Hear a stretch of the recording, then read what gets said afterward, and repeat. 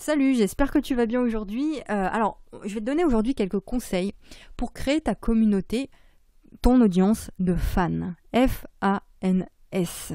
Et alors, j'ai commencé à parler de ça en début de semaine, sur Instagram notamment. Donc si tu me suis toujours pas sur Instagram, je t'invite vivement à le faire dès maintenant, Vanessa Inconditionnel, parce que tous les jours sur Instagram, notamment en story, eh bien je te partage des mini-cours, si tu veux, des vidéos où je te partage ce que j'ai sur le cœur, mon message, pour t'aider à créer ton message à toi, créer ton activité sur Internet, créer ta communauté, partager ton message, comprendre ton histoire, etc. Donc tout ça sur Instagram en story. Donc, je vais te parler de l'importance aujourd'hui de te créer une communauté sur les réseaux sociaux. Surtout aujourd'hui. Pourquoi ?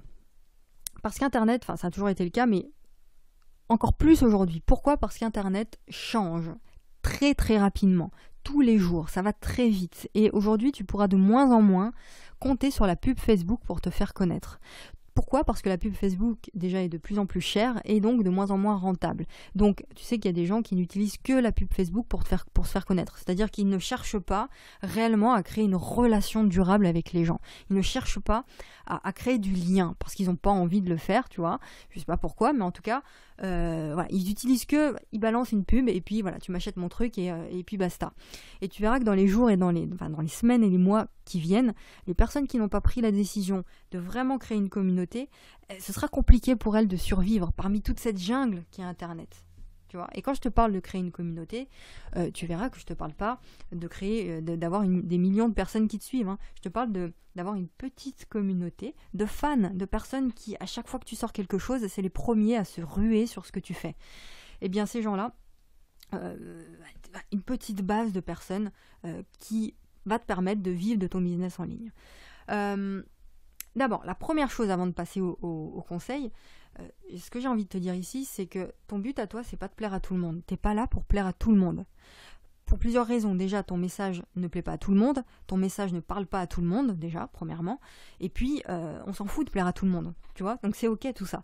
Et tu connais d'ailleurs la fameuse phrase que si tu veux plaire à tout le monde, finalement, tu ne plais à personne. Tu dois être focus sur une catégorie de personnes, sur les gens qui sont fans de ce que tu fais, qui sont là vraiment, qui sont passionnés par ton univers. Donc ton job à toi, encore une fois, c'est de créer une vraie relation avec les gens. Une vraie relation. Particulièrement avec les gens qui sont particulièrement passionnés par ce que tu fais. Il y a aussi la minorité silencieuse. Ça, on n'en a pas conscience du tout, c'est-à-dire que ce sont des gens qui te suivent sans que tu le saches. C'est-à-dire que c'est des gens qui ne likent jamais ce que tu fais, qui ne mettent jamais de commentaires, tu les vois pas en fait. Pourtant, c'est les premiers à regarder ce que tu fais, c'est les premiers à regarder tes stories lorsque tu en sors, c'est les premiers à lire tes emails lorsque tu les envoies, c'est les premiers à acheter tes produits lorsque tu les lances. Cette minorité silencieuse, faut pas l'oublier, on n'en a pas conscience, mais il y a plus de gens que tu ne le penses qui te suivent au final. Donc c'est à eux que tu t'adresses. C'est à cette minorité silencieuse, et puis c'est aux autres que tu vois, mais c'est à eux que tu t'adresses uniquement. Bon. Donc la première chose, on va passer au conseil. Donc la première chose que je te conseille de faire pour commencer à créer ta communauté, c'est d'être aligné. Ce concept d'alignement, c'est de briller. Alors, comment on fait pour ça ? Déjà, c'est de savoir déjà si ton message, tes idées, sont claires. Est-ce que ton message donne envie d'être écouté ? Est-ce que tes idées sont passionnantes ? Est-ce que ça aide vraiment l'autre dans son quotidien ? Est-ce que ça le motive à passer à l'action aussi ? Est-ce que ça change vraiment quelque chose dans son quotidien ? C'est ça la question que je te pose aujourd'hui. C'est la première des choses. Parce que si ta communication est creuse, si tu dis ou tu fais exactement la même chose que tout le monde, tu brilles pas quand tu fais ça. Parce que t'es pas toi-même. Donc quand t'es pas toi-même, tu peux pas briller. Tu vois, c'est pas comme ça que ça fonctionne. Donc briller, déjà le mot briller, ça porte bien son nom, c'est que on te voit, tu vois, on te reconnaît, on t'aperçoit, on sent que t'es là. Bon. C'est ça qu'il faut que tu saches. Donc, déjà pour savoir si cette première chose est OK pour toi, pour savoir si tu brilles, il faut déjà savoir quelle est ta vision.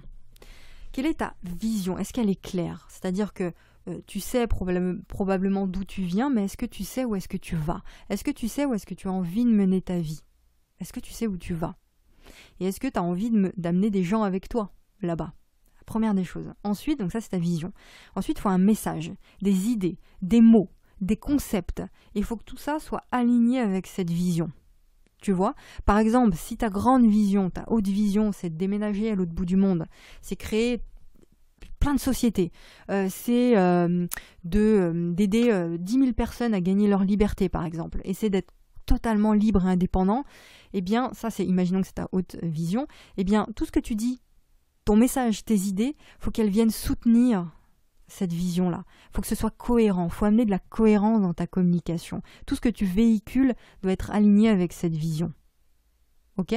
Une fois que tu as la vision, ton message qui est aligné à cette vision, il faut de l'action. Il faut mettre en pratique tout ça. Il faut mettre en avant ton expertise. Il faut mettre en avant ta méthode que tu as créée. Il faut mettre en avant tout ce que tu fais, en fait, de telle sorte à aider réellement, concrètement, les autres à réaliser leur vision à eux. Donc, voilà. Et ça amène de la cohérence. C'est vraiment important. C'est le truc le plus important, de la cohérence. Et quand ça, c'est cohérent pour toi, eh bien, ça veut dire que tu es prêt, tu es prête à attirer des gens vers toi et à créer cette communauté. Ça, c'était la première des choses. Et c'est important de comprendre ça parce que la plupart des gens, si tu veux, ils ont pas conscience de ce concept d'alignement, si tu veux, de message, de profondeur, tu vois, dans la vision. Et donc, ce que font la plupart des gens, c'est qu'ils postent des trucs sur les réseaux sociaux, postent des vidéos sur YouTube, des articles sur leur blog, mais ils savent pas réellement pourquoi ils font ça. Ils comprennent pas les liens qu'il y a, en fait. Ils comprennent pas cette notion d'alignement. Créer du contenu, communiquer et tout, c'est bien de faire ça. Mais c'est surtout fait pour créer une relation avec ton audience, pour qu'elle sente que tu es comme elle, pour qu'elle sente que tu la comprends. Donc ça suppose évidemment de montrer tes forces, mais ça suppose aussi de montrer tes faiblesses, de montrer ce qui ne va pas, de montrer ta vulnérabilité. C'est comme ça qu'on crée une relation avec quelqu'un, hein. Montrer que tu es humain, montrer tout le monde est humain. Tu vois, bon. Donc si toi tu montres uniquement que tes forces, à un moment donné les gens ils vont pas se dire que t'es comme eux, quoi. Donc ils vont décrocher, ils vont pas comprendre, ils vont se dire mais c'est trop compliqué, toi, faut être parfait, machin. Donc montrer tes problèmes, montrer tes frustrations. Tu vois, alors pas faire que ça, pas être en mode négatif, mais en tout cas montrer toute ta facette en tant qu'être humain. Et le truc le plus puissant, c'est quand tu vois tout ce qui va pas à l'intérieur de toi, tes faiblesses deviennent ton message au final. Ça, c'est puissant. Parce que tu crées, je le dis tous les jours, tu crées ton business, ton projet de vie en comprenant ton histoire, sur tes expériences, sur ton histoire, ce que tu as vécu. Donc, tes faiblesses, tes difficultés, en règle générale, deviennent un atout et c'est là-dessus que tu crées ton business. Et c'est là où tu connectes réellement avec les gens quand tu fais ça. Voilà, c'était le premier conseil, l'alignement et tout. Le deuxième conseil, d'ailleurs c'est la continuité de tout ce que je viens de te dire ici, c'est d'avoir une batterie de mots-clés. Des mots qui reviennent régulièrement dans tout ce que tu fais. Des mots-clés qui viennent soutenir ta vision et qui viennent soutenir ton message. Utilise les mots-clés lorsque tu communiques en vidéo, dans tes podcasts, dans tes articles, dans tes posts sur les réseaux sociaux, tout ça. Donc tu peux prendre un cahier, un carnet de notes, et puis tu notes tous les mots, les expressions, le vocabulaire, les exemples, les métaphores qui te caractérisent. Tu vois, que tu vas utiliser régulièrement dans tout ce que tu fais. Ça aussi, ça crée de la cohérence et de l'alignement. Si toi, lorsque tu communiques, tu utilises du vocabulaire qui part dans tous les sens, tu perds en cohérence. On ne se retrouve pas là-dedans. Tu comprends ? Si tu parles de confiance en soi, utilise une batterie de mots, une série de mots, si tu veux, qui tournent autour de la confiance en soi. Si tu parles de business en ligne, tu fais la même chose. Si tu parles de liberté, eh bien, tu utilises des mots qui sont liés à la liberté, qui tournent autour de ça. Donc le jour où tu vas poster quelque chose, tu vas lancer un produit, eh bien, tu feras tout de suite, ça fera sens pour les gens. Tu vois, ça aura un sens pour eux. Ils ne seront pas perdus. Et tu seras, à leurs yeux, la personne qui sera capable de régler leurs problèmes. D'accord ? Je vais te donner un exemple par rapport à ça. Mon message. Mon message à moi tourne autour de la liberté. De créer ta liberté, de comprendre ton histoire pour en faire un message inspirant pour les autres. Donc, tu peux le voir constamment. À chaque fois que je poste quelque chose sur Instagram, par exemple, il y a le mot message qui revient. Il y a le mot histoire qui revient. Il y a le mot idée. Il y a vision, liberté, partage, relation, audience de fans, toutes ces choses-là. Parce que ce qui fait que à chaque fois que je lance quelque chose, même un podcast, une offre, etc., il y a constamment les mêmes mots qui reviennent, qui sont répétés. D'accord ?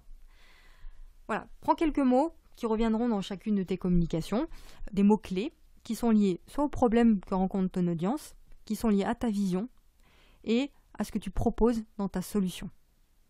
Voilà. C'est comme ça que tu bâtis à travers ta communication, ton positionnement, ton message et tes offres. Le troisième conseil, qui est encore lié aux deux précédents, c'est de connaître parfaitement les gens à qui tu t'adresses. C'est logique, ça, c'est des choses que tu entends un peu partout. Quand je dis parfaitement, c'est comprendre ses valeurs, c'est comprendre ses défis. C'est pas juste, moi je m'adresse aux femmes qui font du sport. C'est pas réellement connaître une personne quand tu fais ça. Donc comprendre ses défis, ses peurs, ses doutes au quotidien. Est-ce que c'est une femme, un homme? Est-ce que cette personne est salariée, entrepreneur? Qu'est-ce qu'elle fait tous les jours dans son quotidien? Lorsqu'elle se lève le matin, qu'est-ce qu'elle fait? Est-ce qu'elle prend les transports? Est-ce qu'elle prend sa voiture? Est-ce qu'elle a des enfants?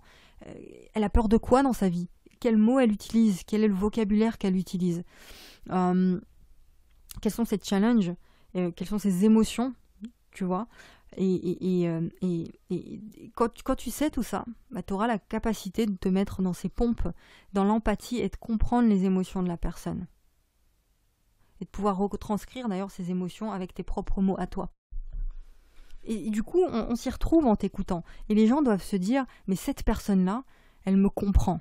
Elle sait ce que je vis, c'est elle que je vais écouter. C'est elle que je vais suivre et c'est chez elle que je vais investir pour changer ma vie.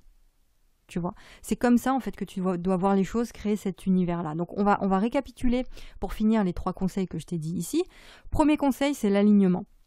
Comprendre parfaitement ta vision, ton message et ton expertise, mettre tout ça en avant. Deuxièmement, c'est d'utiliser une batterie de mots qui va venir soutenir cette vision et qui va venir créer de la cohérence pour créer ce lien-là. Troisième chose pour créer un lien fort, c'est de connaître parfaitement les gens à qui tu t'adresses pour leur apporter la solution pile à leurs besoins, à leurs frustrations, à leurs désirs.